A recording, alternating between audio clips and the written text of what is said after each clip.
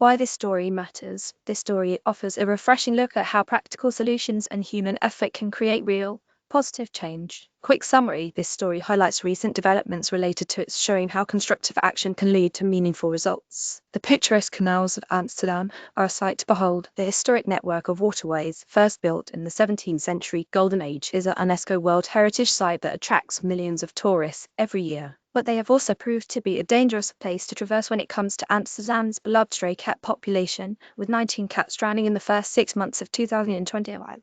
That's when Dutch councillor Judith Kom of the Party for the Animals proposed a plan to install former exit points, tiny wooden staircases along the canal walls, not just for cats, but for stray hedgehogs, frogs, and birds as well. Would you like to read more good news about its protect cat-friendly Amsterdam residents and builds? This came after Amersfoort in the neighbouring province of Utrecht announced it was installing 300 wildlife exit ladders along its own waterways. According to the Dutch outlet De Volkskrant, Alderman Zita Pels had been intrigued by Krom's proposal at first, but conceded that there was no budget for it. That's when Krom took a second look at the municipal budget and found €100,000, €106,900, or $4.50 in unused funds. Funds that will now be directed towards building tiny staircases along the canals, thanks to approval from Amsterdam's City Council in July. According to Ilko Miedema, operational manager of Animal Ambulance Amsterdam, they are already keeping track of where the most animal incidents occur to focus installation efforts in high-risk areas. However, the flowing water means that a cat is often found far away from where it originally fell. It's quite a puzzle, he said, adding that he is in full support for the staircase proposal. Every cat that can be saved by this is one less cat lost.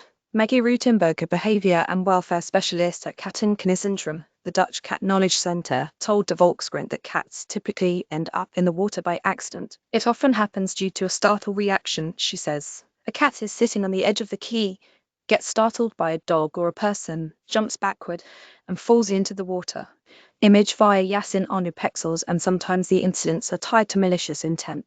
Unfortunately, some people find it funny to throw a cat into the water, she chastised. Although cats are adept at swimming, they can get exhausted quickly if their fur is weighed down by water. A cat ladder can then truly be life-saving, provided they are placed every few meters, Rutenberg explained. To stay afloat, an animal must have a body structure that allows it to simultaneously keep its head above water and form a horizontal line with its body, with its paws underneath, she said. Basically, just like a dog. So far, the locations have been determined based on reports from Animal Ambulance, eyewitness help from residents, and additional input from local ecologists.